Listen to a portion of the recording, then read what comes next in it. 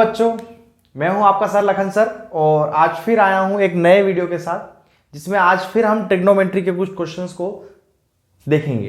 तो इस वीडियो में हम बेसिकली पार्ट 2 है हमारा, जिसमें हम ट्रिग्नोमेट्री 8.1 जो 10th का एक्सरसाइज 8.1 है उसका क्वेश्चन नंबर 7 से हम स्टार्ट कर रहे हैं। ये क्वेश्चंस कुछ अलग है जिसमें एक्स्ट्रा कुछ लगने वाले हैं फॉर्मूलाज। मेरा जो पिछला वीडियो है वो फॉर्मूला पे ही ऊपर ही है, तो आप उसको पहले उसको देख ले क्योंकि उसमें बहुत सारे फॉर्मूलाज है जो इस आने वाले क्वेश्चंस में लगने वाले हैं। तो पहले मैंने उसको डिस्कस कर लिया अलग से, आप पहले उसको देखें, आपको उसकी लिंक जो है इस वीडियो के नीचे भी मिल जाएगी। तो चलिए हम स्टार्ट करते हैं वीडियो को और समझते हैं आसान भाषा में। चलिए, तो हमारे पास दिया हुआ क्या है, कोट थीटा इक्वल टू 7/8 दिया हुआ है। मतलब कोट थीटा का वैल्यू है 7/8 है ना। हिंदी मीडियम वालों को फिर बोल देता हूँ कि मैं हिंदी में समझा रहा हूँ, इंग्लिश में ही क्वेश्चन लिखूंगा, लेकिन हिंदी में मैं बोलता जाऊंगा तो आपको समझ में रहेगा। कोट थीटा इक्वल टू 7/8 दिया हुआ है और आपको इस पूरे का वैल्यू निकालना है, राइट। तो अब इस पूरे का वैल्यू हम कैसे निकालेंगे, तो देखिए मैं पिछले वीडियो में एक चीज और कहना भूल गया हूँ जो मैं अभी कहना चाहता हूँ कि इस पूरे जो हमारा रहेगा ट्रिग्नोमेट्री, इसमें हमारी 3 आइडेंटिटी जो है सर्वसमीका जिसको हम बोलते हैं वो हमारी यहाँ पर लगने वाली है और उसको आप अच्छे से रट ले क्योंकि वो यहाँ पर पक्का आएगी।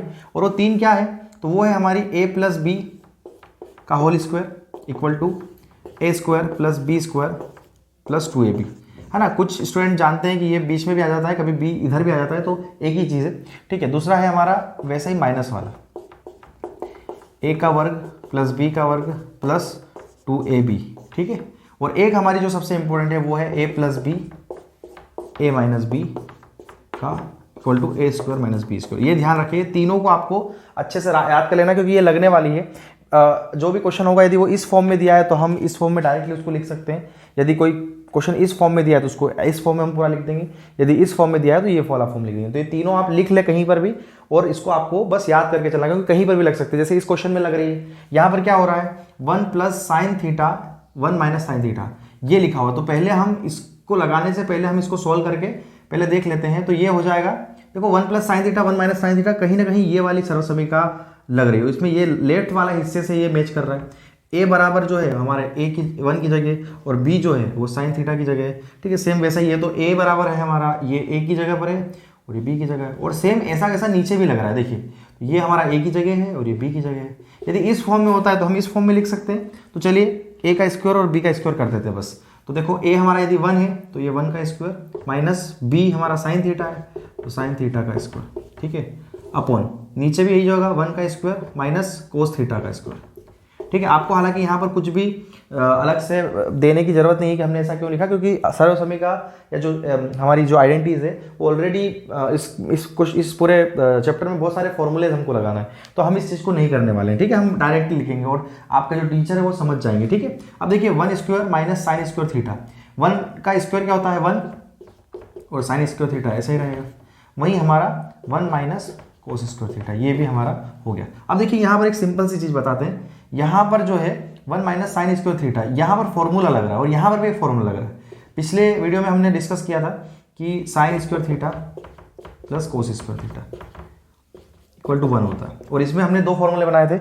मैं यदि इसको उठा के इधर लाता हूँ ये हमारा हो जाता है 1 माइनस कोस स्क्वायर थीटा और ऐसे में ये जो है ये वाला फॉर्मूला हमारा यहाँ फिट हो रहा है। तो इस पूरे की जगह हम क्या लिख सकते हैं साइन स्क्वायर थीटा। चलिए साइन स्क्वायर थीटा और ऊपर 1 माइनस साइन स्क्वायर थीटा, इसमें भी ऐसा ही हो रहा है कि सपोज हमारा जो फॉर्मूला था वो ये हो जाएगा cos square theta equal to 1 minus sine square theta, ठीक है। तो 1 माइनस साइन स्क्वायर थीटा है तो उसकी जगह हम कोस स्क्वायर थीटा लिख सकते हैं। तो मैं इसकी जगह इस पूरे की जगह कोस स्क्वायर थीटा लिख दूंगा, ठीक है। हालांकि ये दोनों क्वेश्चन आपको यहाँ ये दोनों ही फॉर्मूले यहाँ लिखना है, ठीक है। Sine square theta equal to 1 minus cos square theta, ठीक है। तो इन दोनों फॉर्मूले को हमको यहाँ यूज़ करके हमने ये कर लिया, ठीक है। अब आगे क्या करना है, तो आगे सिंपल है कि हम यहाँ पर इसको आगे, अब देखिए ये यहाँ तक तो हमने इसको सॉल्व कर लिया लेकिन इसकी वैल्यूज़ रखना है। तो देखिए मैंने पिछले क्वेश्चन में आपको फॉर्मूला आपके साथ शेयर किया था और वो ये था कि कोट थीटा, अच्छा है कोट थीटा इक्वल टू 7/8 दिया है, लेकिन कोट थीटा बराबर क्या होता है, कोट थीटा बराबर एक हमारा फॉर्मूला होता है cos theta upon sine theta और यदि उस फॉर्मूले के हिसाब से चले तो कोट थीटा बराबर 7/8 दिया है, और कोट थीटा बराबर क्या होता है, कोस थीटा बटे साइन थीटा।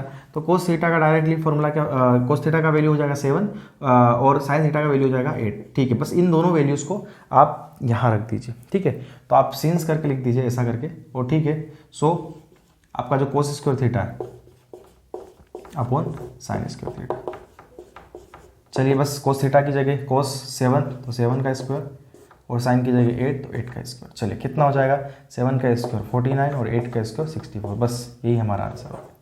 ठीक है, चलिए तो ये पहला क्वेश्चन था। अब चलते हैं हमारे दूसरे क्वेश्चन की तरफ। तो चलिए ये है हमारा दूसरा क्वेश्चन, कोट स्क्वायर थीटा को सोल्व करना है। तो वो तो सिंपल है, कोट स्क्वायर थीटा है तो कोट स्क्वायर थीटा की जगह आप 7/8 का कोट थीटा की जगह 7/8 का वैल्यू रख दिए और उसका स्क्वायर है, मतलब आपको कुछ नहीं करना है।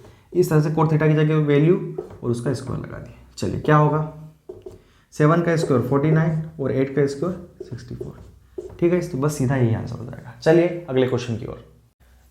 चलिए ये हमारा नेक्स्ट क्वेश्चन है, और इस नेक्स्ट क्वेश्चन में हमें क्या करना है, हमें दिया हुआ है कि 3 कोट ए इक्वल टू 4।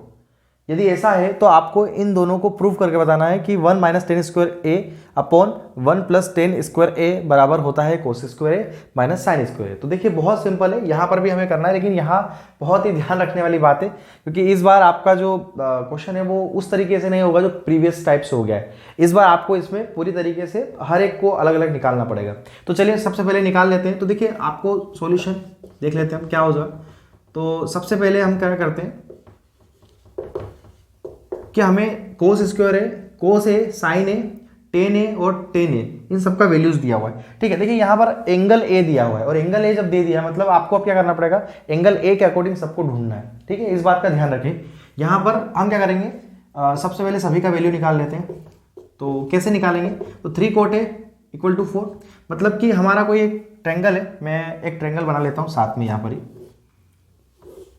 ठीक है, इसमें हम यदि इसको ए मान लें और इसको बी और इसको सी मान लेते हैं। ठीक है, चलिए तो अब हमारा क्या है, 3 कोट ए है, तो 3 को इधर लाऊंगा तो क्या होगा, कोट ए इक्वल टू हो जाएगा 4/3, राइट। और 4/3 जब हो जाएगा तो अब 4 और 3 है क्या, तो देखिए कोट का मतलब क्या होता है, कोट का मतलब होता है base upon perpendicular, right, base upon perpendicular. लेकिन यहाँ कोट ए दिया तो ए के अकॉर्डिंग आपको बेस मानना है। तो ए क्या है, ये है, और ए का जो एडजेसेंट साइड होता है, एडजेसेंट मतलब उससे लगी हुई जो साइड है उसको हम मान लेते हैं बेस, राइट। तो ये हो जाएगा हमारा बेस, तो ये हो जाएगा 4, और उसके सामने वाली ये हमारी परपेंडिकुलर होगी, मतलब कि लंब होगी। तो ए एंगल के सामने वाली सम्मुख भुजा जो है वो हमारी लंब होगी, और ये परपेंडिकुलर जो है वो हमारा 3 हो जाएगा। ठीक है, तो एक हो गया 4, एक 3। ठीक है, अब यहाँ पर जो है हमें ये वाली साइड भी निकालनी पड़ेगी, क्योंकि कोसेक और साइन है दोनों में हमारा हाइपोटेनस आता है, तो हम इनको निकालना पड़ेगा। चलिए तो यहाँ पर क्या करेंगे, ये हमारे हो गए। अब क्या करेंगे, in triangle ABC by PGT, ठीक है, PGT के थ्रू हम यहाँ सोल्व करने की कोशिश करेंगे। ठीक है, त्रिभुज ABC में पाइथागोरस थ्योरम से, इस तरह से हमारा हिंदी में रहेगा। चलिए क्या हो जाएगा, h का स्क्वायर इक्वल टू p का स्क्वायर प्लस b का स्क्वायर। मैं पहले भी आपको बोल चुका हूँ कि जब पाइथागोरस लगाते हैं तब आपके लिए आप परपेंडिकुलर इसी को ले लीजिए और बेस आप इसको लीजिए, कोई भी दिक्कत नहीं, आपका आंसर सेम रहेगा। चलिए तो ये हमारा कर्ण है ना, कर्ण का स्क्वायर, लंब का स्क्वायर और आधार का स्क्वायर। अब कर्ण जो है वो हमारा वैसा का वैसा रहेगा जिसको हमको निकालना, मतलब हाइपोटेनस को निकालना है। p जो है हमारा 4 है, तो मैं 4 को यहाँ लिखूंगा, प्लस b जो है हमारा क्या हो जाएगा, b हमारा 3 है, तो मैं 3 को यहाँ पर रख के स्क्वायर लगा देता हूँ। ठीक है, जो 4 का स्क्वायर है वो हो जाएगा 16 हम रख देंगे, प्लस 3 का स्क्वायर हो जाएगा 9। ठीक है, और ये स्क्वायर जब इधर आता है तो वो हम इधर स्क्वायर रूट में चेंज कर देंगे। ठीक है, 16 + 9 हो जाएगा 25। ठीक है, इक्वल टू h, तो h इक्वल टू हो जाएगा 5। तो इस तरह से हमारे पास हाइपोटेनस यानी कि 5 आ चुका है। अभी जो 5 है ये हमने हाइपोटेनस यानी कर्ण की जगह रख दिया। चलिए अब बाकी जो भी है इसमें लग रहे हैं, साइन है, कोस है, टेन है, तीनों की वैल्यू निकाल लेते हैं। तो तीनों की वैल्यू क्या होगी, तो देखिए हमारा आधा पार्ट यहाँ तक हो गया है।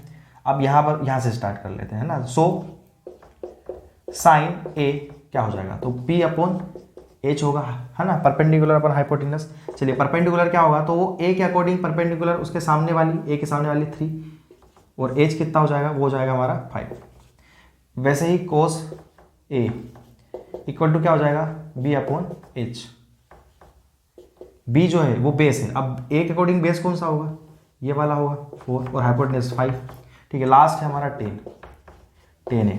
अब 10 ए का वैल्यू क्या होगा, तो देखो 10 ए का वैल्यू सिंपल है, कोट ए का उल्टा ही हो जाएगा, तो उसको आप 3/4 भी लिख सकते हो डायरेक्ट। ठीक है, क्योंकि 10 ए किसका, कोट ए का उल्टा होता है, तो आप डायरेक्ट वो लिख सकते हो। ठीक है, तो इस तरह से आपका ये तीनों की वैल्यू आ गई। चलिए अब उसमें रख दीजिए। चलिए तो अब इस क्वेश्चन में हम इन तीनों वैल्यूज को रखते हैं और इसको चेक कर लेते हैं। चलिए तो 1 माइनस 10 का वैल्यू जो है वो हमारा 3/4 है। 1 प्लस कोस जो है हमारा 4/5 है। साइन का वैल्यू 3/5। ठीक है, चलिए अब हमने हमारी ये वैल्यूज की कोई ज़रूरत नहीं है, इसको हटा देते हैं। ठीक है, अब इसको सोल्व करना है। तो देखिए यहाँ पर पूरे का स्क्वायर है, मतलब 3 का स्क्वायर और 4 का स्क्वायर दोनों होगा, तो चल डायरेक्टली कर दीजिए। 3 का स्क्वायर 9 और 4 का स्क्वायर 16। ठीक है, वहीं 1 प्लस 3 का स्क्वायर हो जाएगा 9 और 4 का स्क्वायर हो जाएगा 16 डायरेक्टली, इक्वल टू यहाँ पर वही होगी, 4 का स्क्वायर हो जाएगा 16 और 5 का स्क्वायर 25 माइनस 3 का स्क्वायर 9 और 5 का स्क्वायर 25। ठीक है, चलिए अब क्या करना है, अब इन दोनों को सोल्व कर लेते हैं। देखिए मैंने आपको ये सोल्व करना सिखाया था कि किसी फ्रैक्शन के माइनस प्लस में के साथ कोई पूरा नंबर हो तो कुछ नहीं करना है, इस जिस फ्रैक्शन जो है उसके डिनोमीटर का उस साइड उसमें मल्टीप्लाई कर दीजिए और ऊपर वाले के साथ लिख दीजिए। जैसे 16 का मल्टीप्लाई 1 के साथ हो जाकर 16 हो जाएगा और -9 ऐसे कैसे आ जाएगा, और इसके अपोन में जो नंबर है जो जिसका फ्रैक्शन है, फ्रैक्शन में जो डिनोमीटर है वो डायरेक्टली लिखा जाएगा। वैसे ही अपोन यहाँ पर भी ऐसा हो जाएगा, 16 का मल्टीप्लाई 1 में होगा तो 16 + 9 और नीचे हो जाएगा 16। ठीक है, चलिए इक्वल टू यहाँ पर क्या हो जाएगा 6। देखिए यहाँ पर हमारे डिनोमीटर सेम है तो हम उनको एक बार लिख देंगे और ऊपर 16 - 9 कर देंगे। चलिए ठीक है, अब यहाँ पर क्या होने वाला है, तो यहाँ सिंपल है, 16 से 16 पूरा कट जाएगा क्योंकि ये पलट के जब ऊपर आएगा तो ऊपर जाएगा और नीचे रहेगा, तो अभी डायरेक्टली काट दीजिए। 16 - 9 हो रहा है आपका, 16 माइनस जो 9 है वो हमारा हो रहा है 7 और 16 + 9 हो रहा है 25 इक्वल टू 16 + 9 हो रहा है 25 इक्वल टू 16 - 9 7 और अपन 25। देखिए ये LHS बराबर RHS आ गया। ठीक है, तो ऐसे ही आपको ये क्वेश्चन को सोल्व करना है, बहुत सिंपल है। चलिए अगले क्वेश्चन पर अगला क्वेश्चन देख लेते हैं। चलिए गाइस, तो ये हमारा नेक्स्ट क्वेश्चन नंबर 10। अब क्वेश्चन नंबर 10 को हम कैसे सोल्व कर सकते हैं, तो इसमें जो क्वेश्चन है मैंने उसको बहुत शॉर्ट में लिखा है। In triangle PQR right angle Q है और दिया हुआ PR और QR जो साइड है उनका +25 है ना, दोनों का जो प्लस है वो 25 है और PQ की वैल्यू 5 दे रखी है। ठीक है, वैसे ही आप यदि ये दी हुई है तो आपको sin P, cos P और tan P तीनों का वैल्यू निकालना है। तो देखिए किस तरह से इस क्वेश्चन की अप्रोच रहेगी, कैसे इसको सॉल्व करेंगे। चलिए तो समझते हैं। तो सबसे पहले हम PQR बना लेते हैं। तो PQR बनाएंगे तो PQR कैसा होगा, कुछ इस तरह से होगा। उसमें अपने Q जो है वो आपको राइट एंगल ट्रायंगल मतलब 90 डिग्री समकोण त्रिभुज है वो। ठीक है, अब समकोण त्रिभुज है वो यहाँ होगा तो Q यहाँ होगा तो P यहाँ और R यहाँ हो जाएगा। ठीक है, अब यदि इस तरह की कहानी है तो देखिए यहाँ PR + QR = 25 दिया है। ठीक है, तो यदि हम बात करें कि ये हमारा दिया हुआ है तो यदि मैं PR ये तो हो गया, यदि अच्छा इसमें PQ जो है वो हमारा 5 दे रखा है। ठीक है, PQ 5 है तो PR + QR = 25 दिया है, राइट। तो मैं इस चीज को R = 25 दिया, मैं एक काम करता हूं, मैं QR को इक्वल टू के इधर ला रहा हूं तो PR इधर बच जाएगा और PR जब उधर बचता है तो इस तरह से कुछ दिखेगा। ठीक है, तो इस तरह से हमारे पास PR की वैल्यू आ गई 25 - QR। ठीक है, चलिए अब मैं इस फॉर्मूला में लगा रहा हूं पाइथागोरस थ्योरम। तो इन ट्रायंगल बाय PGT क्या हो जाएगा, अब PGT बराबर हो जाएगा तो हाइपोटेन्यूज स्क्वायर। ठीक है, चलिए इस क्वेश्चन को यहां से स्टार्ट कर रहा हूं, अभी मैं हटा रहा हूं। ठीक है, इसको h का square plus equal to p का स्क्वायर प्लस b का स्क्वायर। ठीक है, अब h हमारा क्या है, PR है तो PR हमारा यहाँ आ जाएगा स्क्वायर। p जो है वो है हमारा ये वाला यानी लंब PQ और बी जो बेस है वो हमारा क्यू आर है। तो चलो क्यू आर की जगह क्यू आर रख देते हैं। चलिए पी आर अब देखो पी आर का वैल्यू 25 माइनस क्यू आर यहाँ पर हमने निकाल लिया था। तो पी आर की जगह हम क्या लिखेंगे 25 माइनस क्यू आर और उसका square equal to P Q हमारा क्या है, तो पी क्यू हमारा बेसिकली 5 दिया हुआ है, तो 5 और उसका स्क्वायर। क्यू आर जो है वो हमारा क्या है, क्यू आर हमारा नहीं पता है, हमें कुछ भी नहीं दिया है, तो क्यू आर हमारा ऐसा कैसा रहेगा। ठीक है, जो दिया होता है इन्फॉर्मेशन उसके अकॉर्डिंग हमने कर लिया है। अब देखिए 25 माइनस क्यू आर का होल स्क्वायर, मैंने पहले आपको बताया था कि अब आपको कुछ आइडेंटिटीज को ध्यान में रखना है। तो देखो यहाँ वही आइडेंटिटीज हमारी फिट हो रही है, ए माइनस बी का होल स्क्वायर, ऐसा ही कुछ मैच कर रहा है। और यदि ऐसा है तो हम उसको इस तरह से कुछ लिख सकते हैं। हाँ, तो ए हमारा हो जाएगा 25 और बी हमारा हो जाएगा क्यू आर। अब इसके अकॉर्डिंग ए का स्क्वायर मतलब 25 का स्क्वायर, ठीक है, बी यानी क्यू आर का स्क्वायर माइनस 2 की जगह 2 मल्टीप्लाई ए हमारा क्या है, ए हमारा 25 है मल्टीप्लाई बी हमारा है क्यू आर। 5 का square 25 plus Q R square.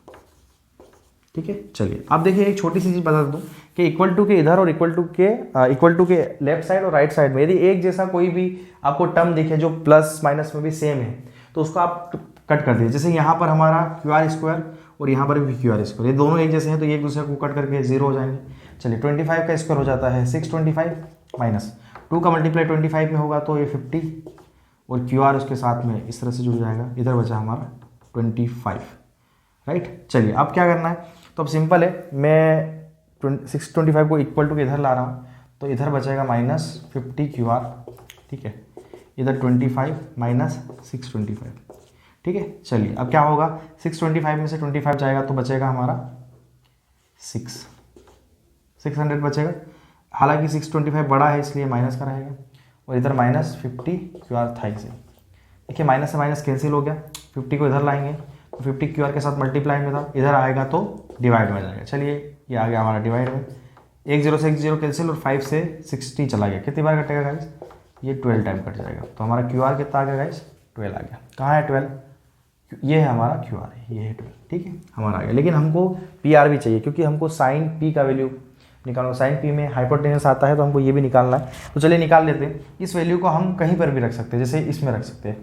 तो पी आर की वैल्यू निकालना तो इसमें निकाल देते हैं। सो पी आर बराबर क्या हो जाएगा, तो वो बेसिकली 25 माइनस क्यू आर था, तो पी आर बराबर हो जाएगा 25 माइनस 12 यानी कि पी आर इक्वल टू हो जाएगा 13, ठीक है।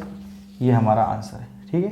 तो चलिए ये हमारा कंप्लीट हो गया है 13। अब हम जो तीनों वैल्यूज है, चलिए बच्चों, तो यहाँ हमारे पास साइन पी, कोस पी और टेन पी, तीनों का वैल्यू हमको निकालना है। तो चलिए देख लेते हैं। तो साइन पी बराबर क्या होता है, तो वो होता है पी अपॉन एच, कोस पी यानी कि बी अपॉन एच और टेन पी यानी पी अपॉन बी, ठीक।